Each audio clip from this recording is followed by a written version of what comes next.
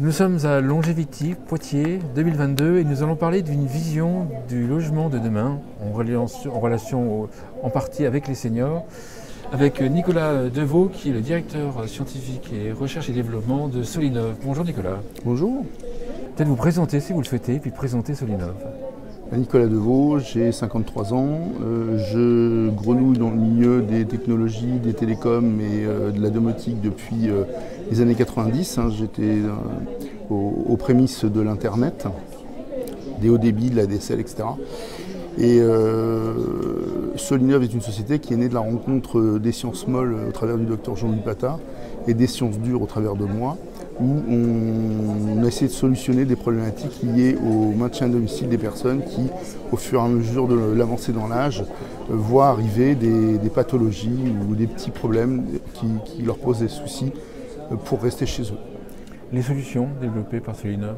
Alors, on s'est gratté la tête assez longtemps et on a d'abord essayé de partir de ce qui existait sur étagère. On n'a pas été satisfait de ce qu'on pouvait trouver. Souvent, ça se voulait évolutif sur le papier, et quand on regardait concrètement, en fait, c'était pas du tout évolutif. C'est-à-dire que ça partait d'une position où il fallait d'abord faire un audit, quelle est la situation du résident, dans quel logement se trouve-t-il, et de faire un mix de ces deux notions-là pour pouvoir élaborer une solution technique. Donc très rapidement, on s'est rendu compte que ce n'était pas possible, il fallait travailler autrement. Donc on a décidé de faire de la recherche et développement sur le sujet. Donc on a commencé en 2008 à se gratter la tête sérieusement, à compte d'auteur, comme dirait l'autre. On a déposé un premier brevet en 2014 et on a fondé la société Solinov. Quand on parle de solutions techniques, on peut avoir des exemples de ce qui va apparaître? Alors, on a commencé par brosser un tableau assez large où je ne vais pas rentrer dedans ici parce qu'on n'a pas assez de temps. Mais globalement, le constat, c'est développer des solutions techniques spécifiques coûte un pognon de dingue, comme dirait l'autre. Et ça ne va pas être possible de l'adapter à l'évolution des gens. La fragilité d'une personne, ça ne lui tombe pas sur le coin du nez du jour au lendemain, sauf accident ou handicap. Ça vient insinuement, petit à petit dans la vie. Donc il faut que le logement soit capable de suivre cette évolution et de compenser en live, pas après un audit, etc. Ça doit se passer tout seul. Donc on s'est dit, il faut qu'il y ait un traitement de la donnée, donc il faut beaucoup de données. Comment fait-on pour avoir beaucoup de données tout en restant dans le logement? C'est simple, il faut des capteurs. Donc les capteurs, plusieurs solutions. Soit vous développez des capteurs, ça vous coûte aussi beaucoup d'argent. Et quand vous voulez commercialiser, c'est pas réaliste parce que ça coûte beaucoup d'argent. Donc on s'est dit on va s'appuyer sur des capteurs du marché, des capteurs connus, détecteurs de mouvement, ce qu'on utilise en alarme, capteurs d'ouverture, ce qu'on utilise aussi en sécurité. Et puis ce qui n'existait pas, on l'a produit nous, on l'a développé nous, on l'a inventé nous. L'idée générique dans les idées forces, c'est du filaire majoritairement. Pourquoi? Parce qu'on s'inscrit dans le temps du bâtiment et non pas de l'IoT. Un bailleur social, un promoteur immobilier va investir pour une durée de 50-70 ans. C'est pas le temps de l'IoT. L'IoT, c'est 3 à 5 ans. Donc on est dans ce temps-là, on est dans le temps du bâtiment. Donc du filaire majoritairement, puisque si vous regardez l'évolution des technologies radio, vous apercevez que vous ne tenez pas 50 ans. Le filaire, oui, vous êtes sur du câble classique, de l'alarme, de l'Internet, de l'Ethernet, donc du câble informatique et puis du câble de puissance.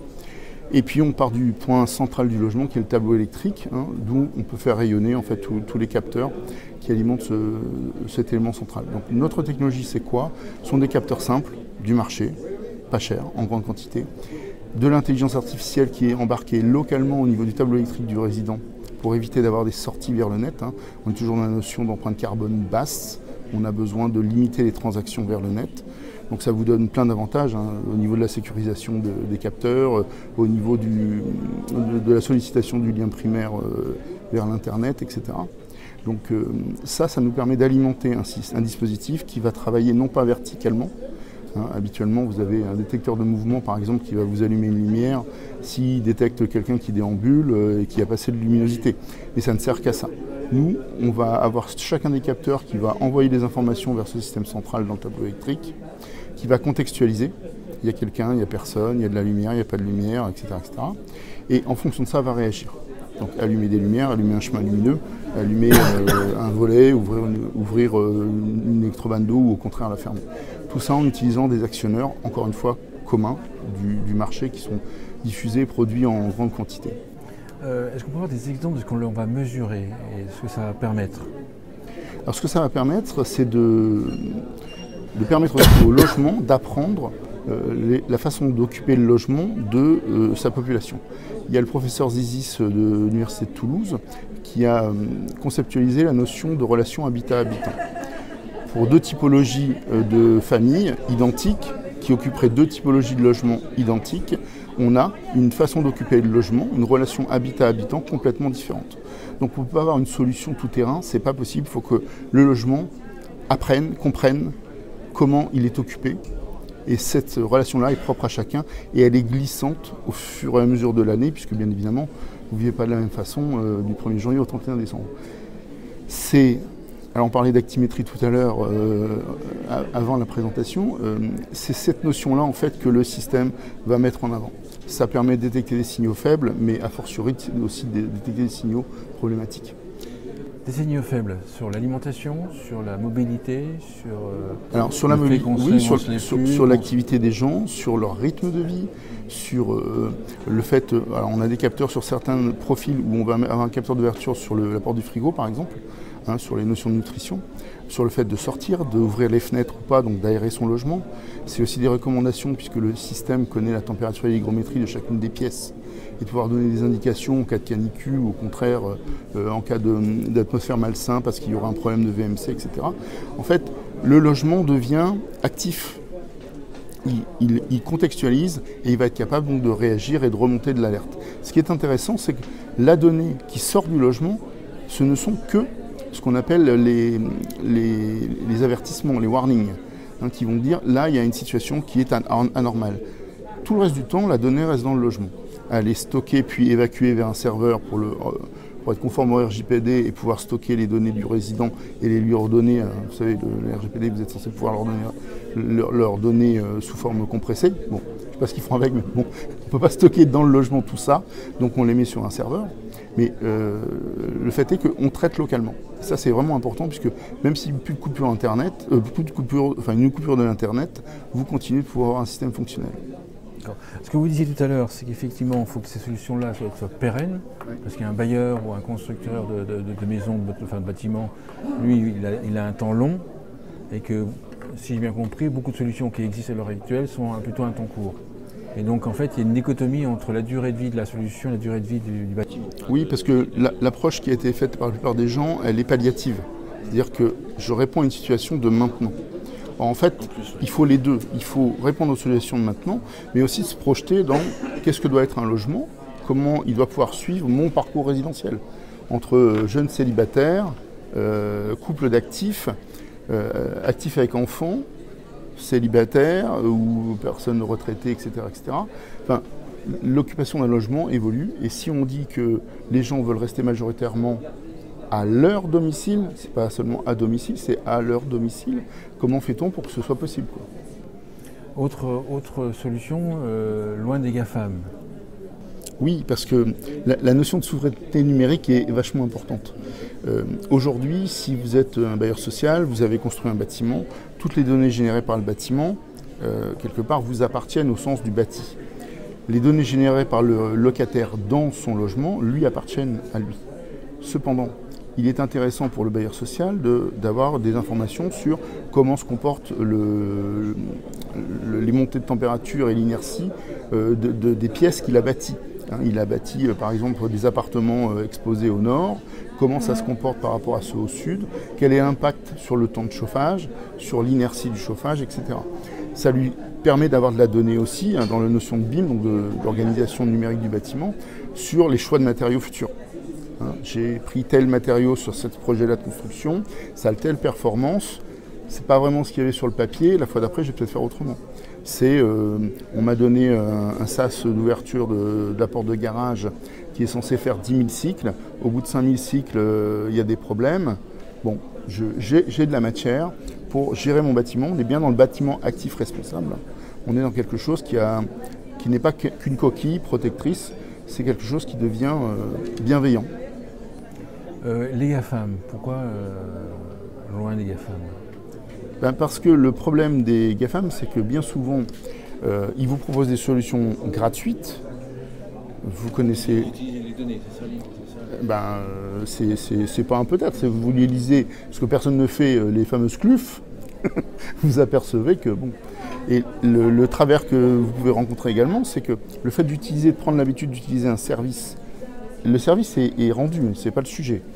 Il est rendu souvent de façon de qualité, parce qu'il y a des moyens derrière, etc. Le problème, c'est que si demain il décide de changer, ou de le rendre payant, etc., vous n'avez pas d'autre moyen que de suivre. Dans notre configuration, vous avez besoin de personne, quoi. Ça tourne. Autre point que vous voulez aborder, la massification des possibilités. Alors, à partir du moment où on est convaincu qu'un logement doit être autre chose qu'une coquille, doit pouvoir devenir actif, donc aussi bien pour les seniors, mais aussi pour toute personne fragile et puis toute génération. Vous allez par là, un enfant est une personne fragile quand il rentre de l'école et qu'il est seul à la maison. Bon, le logement doit être bienveillant vis-à-vis de lui également. Alors, pourquoi... C'est le niveau massification. Oui, massification. Pourquoi c'est intéressant de massifier? Parce que si je construis tous mes immeubles de la même façon en utilisant cette technologie-là, ben bien sûr ça me coûte moins cher à l'unité, mais aussi ça me permet de faire des économies puisque l'actimétrie permet de gérer du chauffage par pièce. Donc vous imaginez gestion thermostatique du chauffage, non plus avec un thermostat au mur dans le salon, mais chacune des pièces va être capable de se régler toute seule en fonction de sa réelle occupation. J'occupe la salle de bain le matin de 6h à 8h. J'ai besoin de l'eau chaude et du chauffage à ce moment-là, et pas à un autre moment.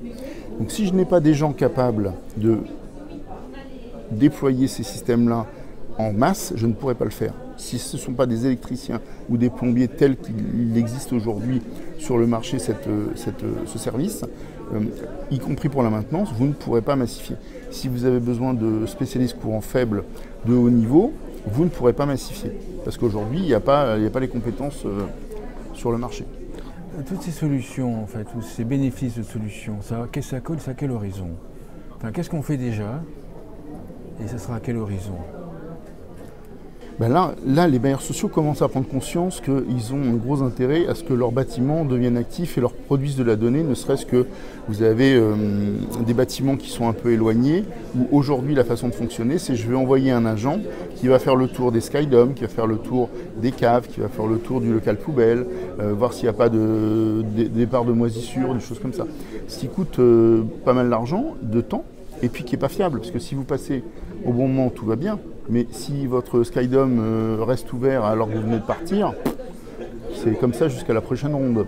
Donc le fait d'avoir de la donnée produite par le bâtiment remontée au bailleur, en fait c'est de la sérénité pour lui. Il peut avoir une GTB active en fait, où son cockpit de crise en fait, se limite à lui donner l'information nécessaire et suffisante. Il y a un problème, ben, on va aller résoudre le problème. Sur la partie senior, pareil, même question. Quel service à quel horizon? Alors le service, il est tout de suite parce que l'idée, alors on est d'accord que si on est sur le palliatif, le sujet ne se pose pas. On a identifié le problème, on équipe les gens, bon ok. Sur le reste des occupants, vous avez 55 ans, tout va bien, vous pétez le feu, pas de problème. Votre fragilité peut s'insinuer petit à petit. En fait, ce qui est intéressant pour le senior, c'est qu'il n'est pas dans un logement stigmatisé, estampillé senior, vulgairement logement de vieux, même vis-à-vis des gens qui rentrent chez lui, il n'y a rien dans un logement équipé Solinov qui vous donne un indice il y a une préinstallation liée aux personnes âgées. On peut rajouter des choses au fur et à mesure qu'il y a une pathologie qui est présente, par exemple un détecteur de présence lit, par exemple une tirette dans la salle de bain, vous savez ce que vous trouvez dans les chambres d'hôpital, etc. Mais tant qu'on n'en est pas là, il n'y a pas de nécessité, quoi.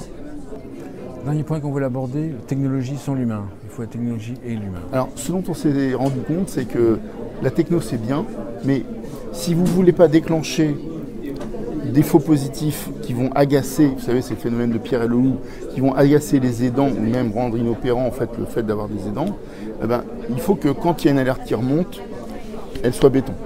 Pour ça, il faut qu'il y ait une levée de doute qui soit faite sans déranger personne. Et c'est là où en fait nous on a introduit un niveau intermédiaire qu'on appelle l'ABA, la bienveillante attention, qui quand il y a un warning du logement, une vigilance qui émane du logement, l'ABA va avoir des données qui vont lui être présentées, poussées par le logement, pour contextualiser plus finement et décider s'il faut donner suite ou pas.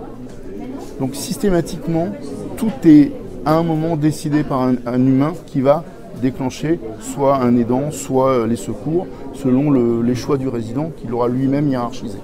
D'accord. C'est ce qui permet en fait cette complicité entre le résident et son logement, là où sur d'autres solutions on vous dit, on vous donne un bracelet ou une montre en vous disant si tu appuies dessus, c'est bon, les secours vont venir.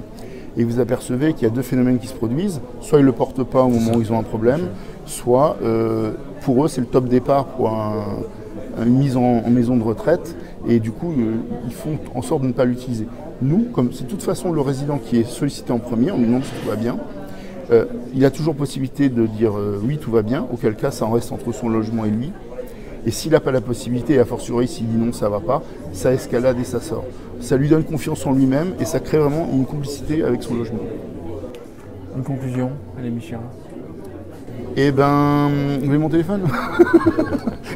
La conclusion, c'est que à chaque fois qu'on va voir, que ce soit des associations d'handicapés ou de personnes âgées ou des bailleurs sociaux, ils sont tout à fait séduits. Et là, on en est au stade où on expérimente un peu partout le temps de les convaincre.